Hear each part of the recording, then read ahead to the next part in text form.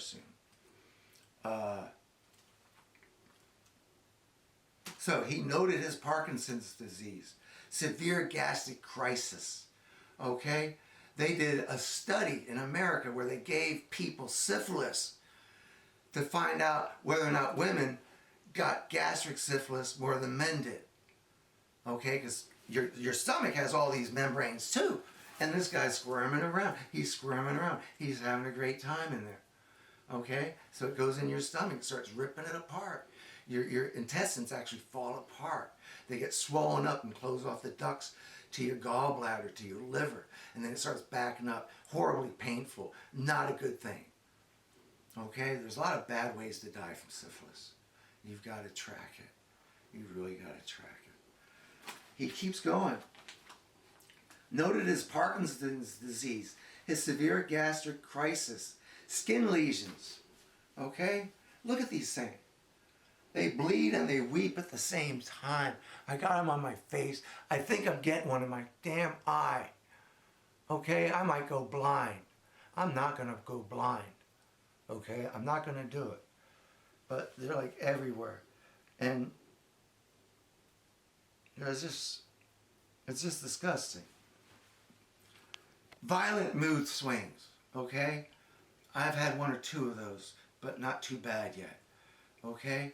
But, you know, Hitler was famous for his mood swings. You know, okay, he was an insane son of a gun.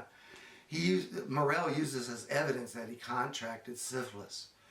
This is what he wrote, actually.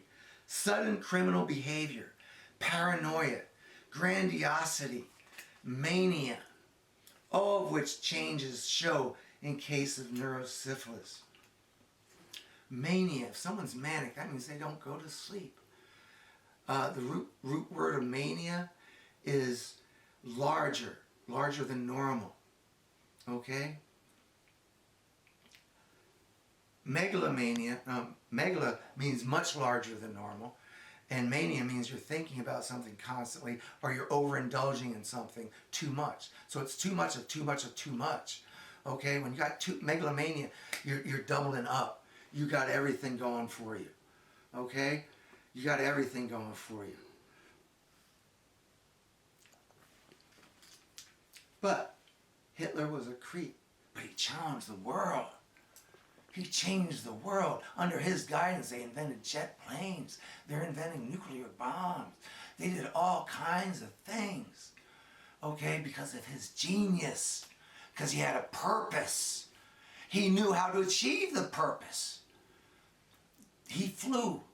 Like the Imperial Eagle of Germany, he flew.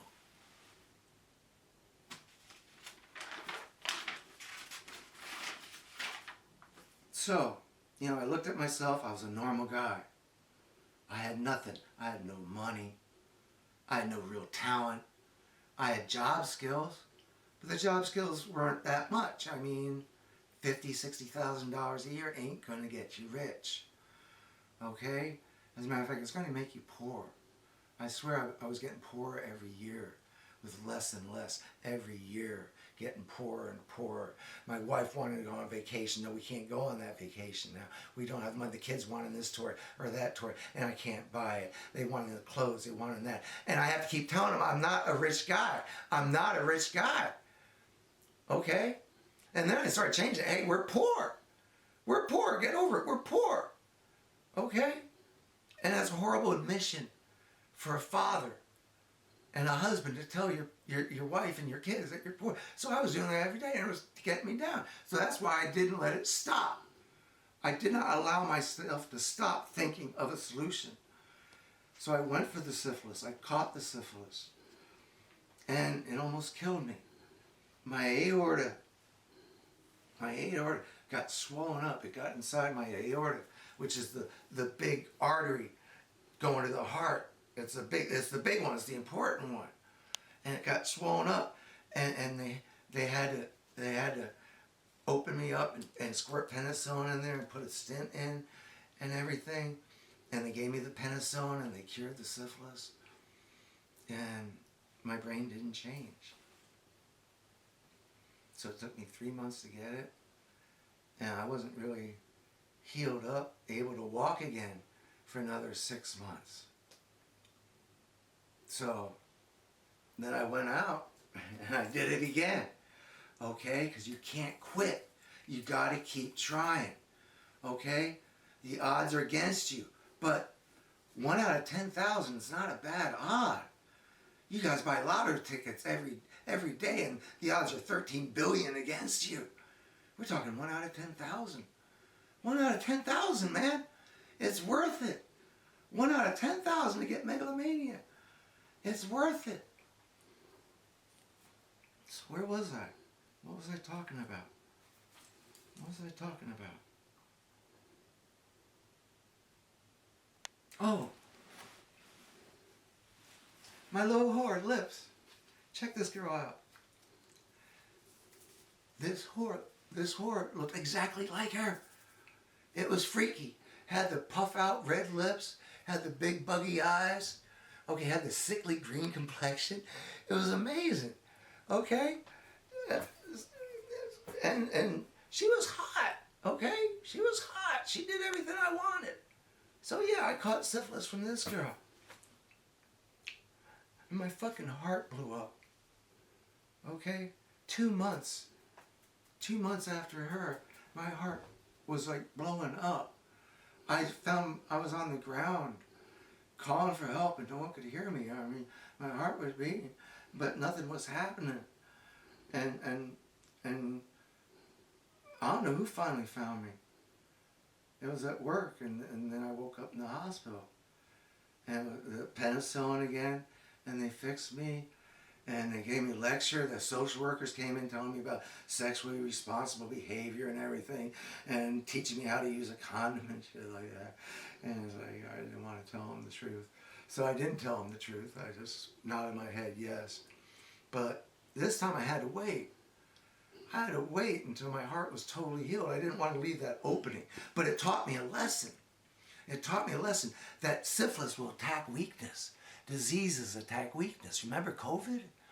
All those people that died of COVID because they had asthma, or they had respiratory disease, or they had pneumonia, and then they caught COVID and it put them down. So if there's something like syphilis, will go into you if you have a scrape on your penis or inside your anus. That's where it'll go in, and that's where it'll leave its canker sore. It's an opportunist little sucker. Okay, worms are nasty, disgusting things. They go where you don't want them to go. So it went where I didn't want it to go, my heart. It went to my heart. So I only had one thing to do. I had to heal my heart. I had to wait a whole year. A whole year. And with we don't have the money. No, we're not going on vacation this year. Okay, honey, let's have sex. Okay, I still hadn't, I told her I didn't want any more children. That's why I hadn't given her syphilis yet. Okay, my wife was a minx, okay? She liked having sex. So we had sex, but I wore condoms. We didn't want to have a kid. Okay? So we went back to having sex, and that was good. She was happy, but I wasn't, because I'd gotten nowhere. It'd been 2 years. 2 years. I almost died twice, and I'd gotten nowhere. So then, I went again, and Lips was still there. Man, she was just always eating up that money, boy. She was just always going for that money. I don't know, she had like an addiction or something, because she never had money. She'd do anything for any amount. She was getting skinnier every year or two. It was sad for her. Good for me. So I went and saw her. And that time I got a canker sore, and that's when I got the rash too. I got big, like the size of this thing, all over my body. Okay?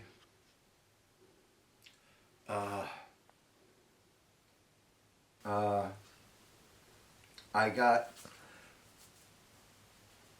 syphilis from Lips, and no canker sore. Got the blood test done. Within 3 weeks I had it. I mean, she was good. had a slight bout of flu-like symptoms, you know, and that was about it. Nothing happened. A year went by. I checked my blood. I still had syphilis. I kept going back to it. I figured more stuff in, more stuff in. And then I remembered my heart. My heart was damaged. The aorta. And then I caught it again in the heart. So if I wanted it on the brain, I had to damage my brain. Okay? So the blood-brain barrier is all those little capillaries and arteries that connect your body to your brain through your nasal passages and stuff. Everything from your body has to squeeze through these little tiny capillaries and then get into the brain. Oh. And that's cool. And sometimes syphilis does it, sometimes it doesn't. So I figured if I damaged it, so I started I got coke from Lips, man. She was a drug addict, so she could get me coke. I snorted salt. I snorted soap. I mean, I put everything up my nose until it was like bleeding constantly. Okay? And I kept having sex with Lips. And it finally worked. But not that time. I got membranous nephropathy.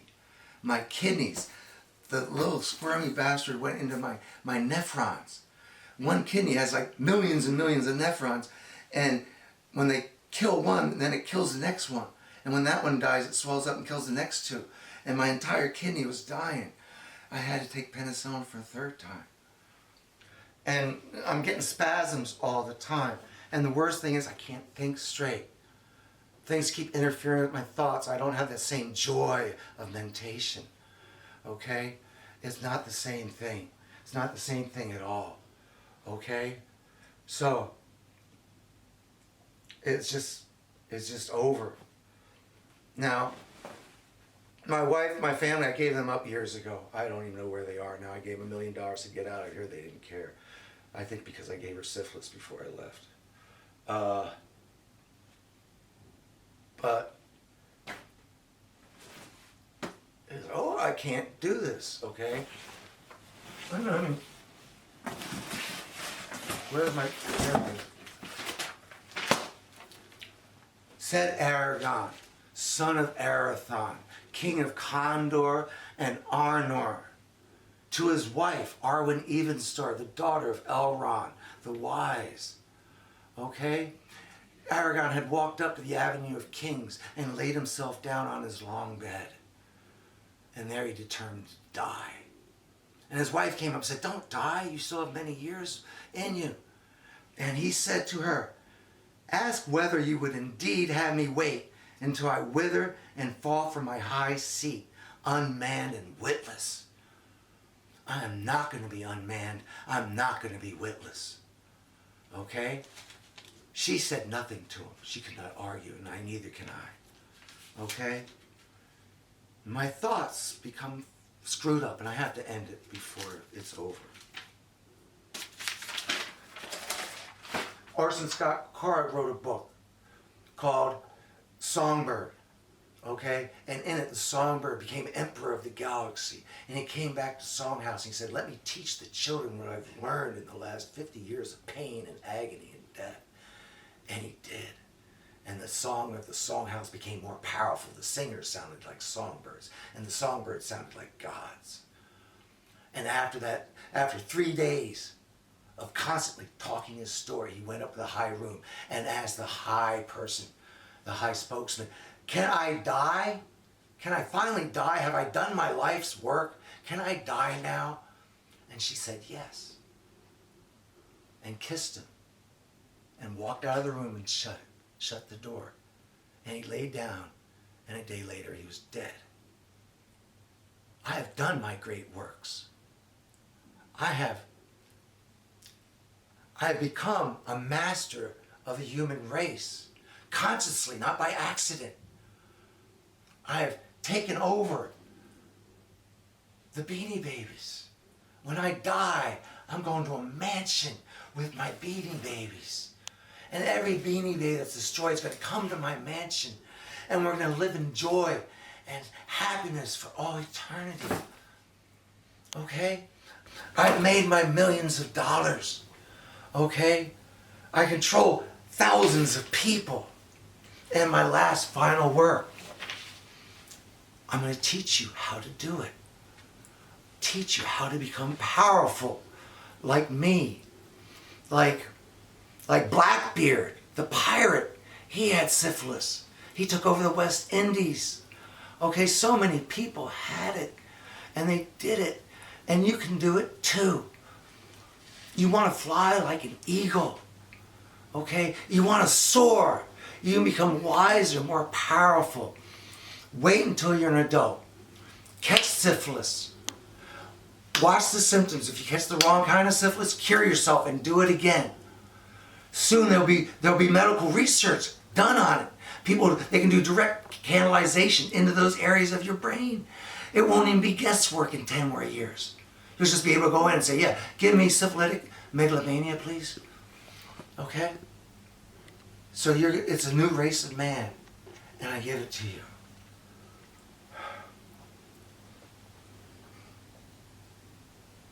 Hey, give me a glass of water.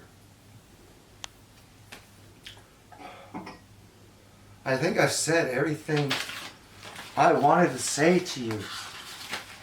I've written it down. I've had it there. So that's it.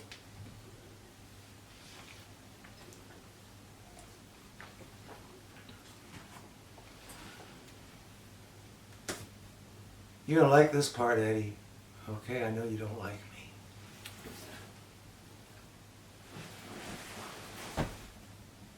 Bang!